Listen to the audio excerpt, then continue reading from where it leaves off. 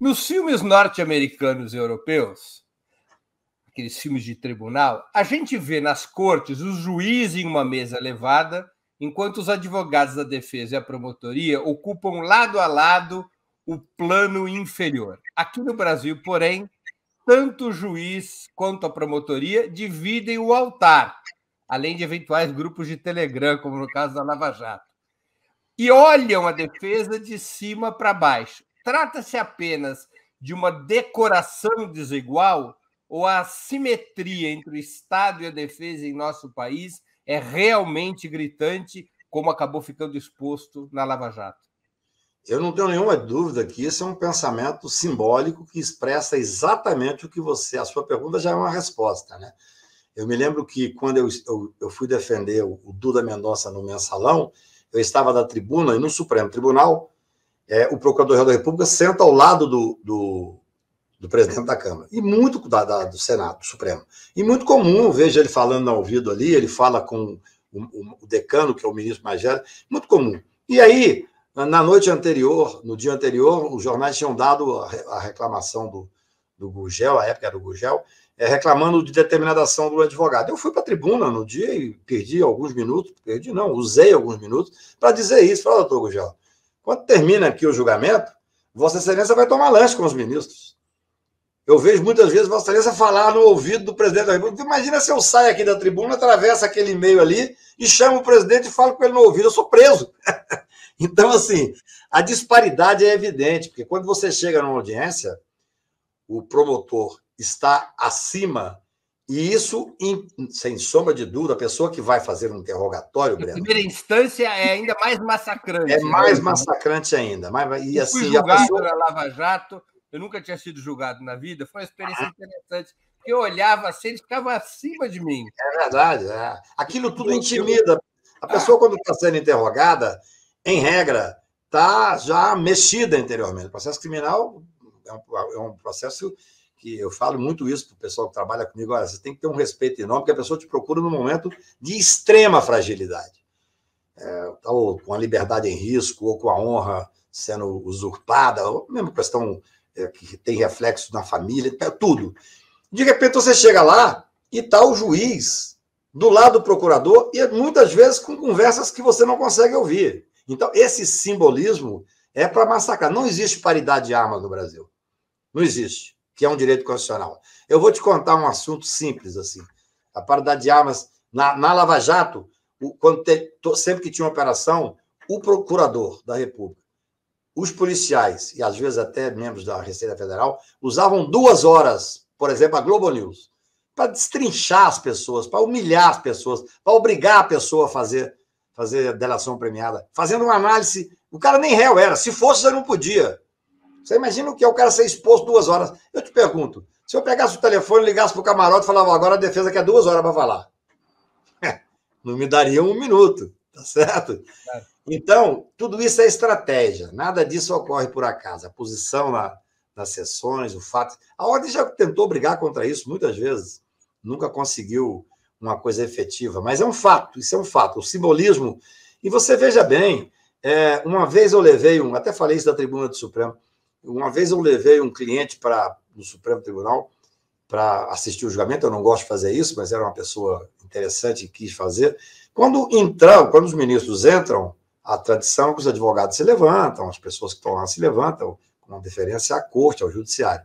Mas só que eles entram inclusive, em linha de antiguidade, há todo um formalismo, e entra junto com eles o Procurador-Geral da República, com a mesma beca e tal. O meu cliente olhou e falou assim, meu Deus do céu, ele julga! Tomou um susto danado, entendeu?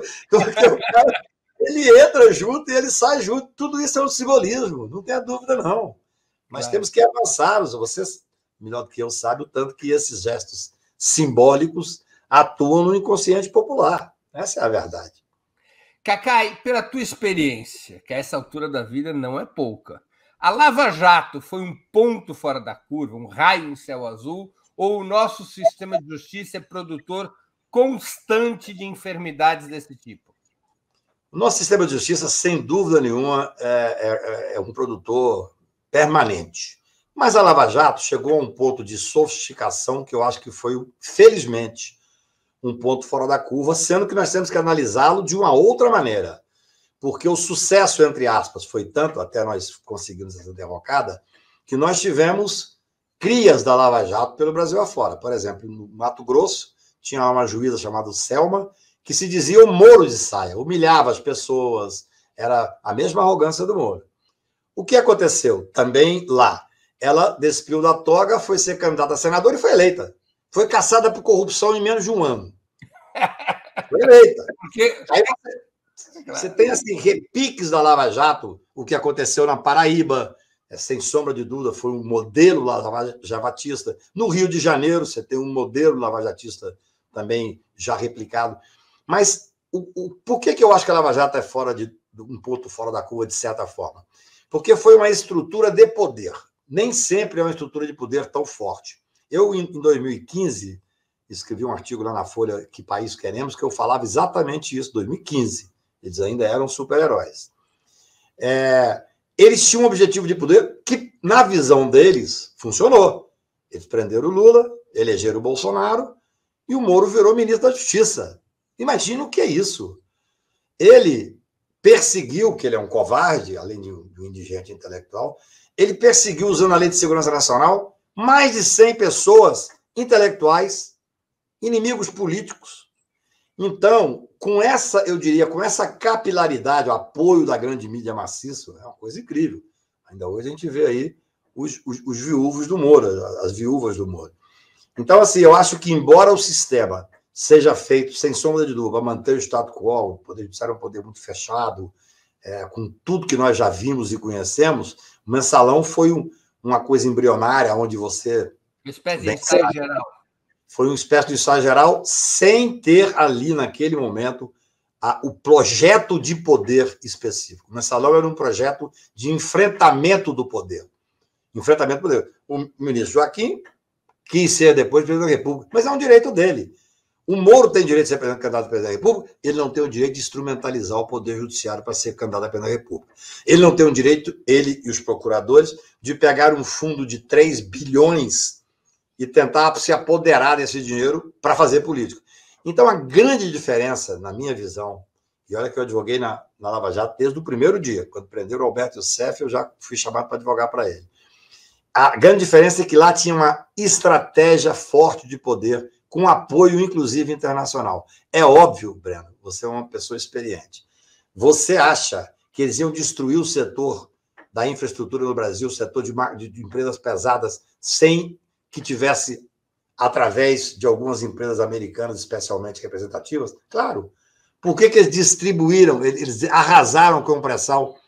Hoje você tem a gasolina mais cara do mundo, você tem essa desorganização, um ministro que tomou posse ontem propondo vender a toque de caixa a Petrobras. É uma coisa incrível. O ministro que, por sinal, no dia que ele tomou posse, vazou uma fala dele, dizendo que as empresas não contratarem as mulheres, que as mulheres, além de ter uma menor capacidade intelectual, elas engravidam e atrapalham as empresas. Esse é o governo que está aí, quer dizer, desestruturando, sem nenhum tipo de pudor, todas as áreas. Então, a Lava Jato, ela é, sem dúvida nenhuma, ela replica alguns vícios, eu diria, da estrutura do Poder Judiciário, que é o poder mais encastelado, o poder mais fechado. Eu me lembro que uma vez um ministro que eu respeito, julgando um processo no Supremo que eu estava julgando, ele disse que o Supremo Tribunal tinha que julgar ouvindo a voz das ruas. Um processo da Lava Jato, que eu, na verdade, talvez tenha sido o primeiro a levar a hipótese da criminalização da política pela Lava Jato. Então, quando eu ouvi aquilo, eu fiquei indignado. Quem ouve a voz das ruas é o Congresso Nacional. O Supremo Tribunal tem que julgar de acordo com as provas e seguindo a Constituição. Nós nem podemos deixar a Constituição ao bel prazer dos ministros. Nós teremos 11 Constituição e 11 Supremo Tribunal no Brasil. Mas eu não tenho dúvida. Sua pergunta, ela reflete uma realidade. Embora o Supremo seja... O Supremo não, o Poder Judiciário seja esse poder encastelado, a Lava Jato foi além. O grau de estrutura política dela não é normal. Não é normal você ter estrutura de imprensa, você ter... Olha, eu corri o Brasil, uma vez eu cheguei em Mato Grosso, 4.000 estudantes e advogados novos para ouvir, mas você via que eles estavam, assim, eu diria, viciados com a narrativa oficial.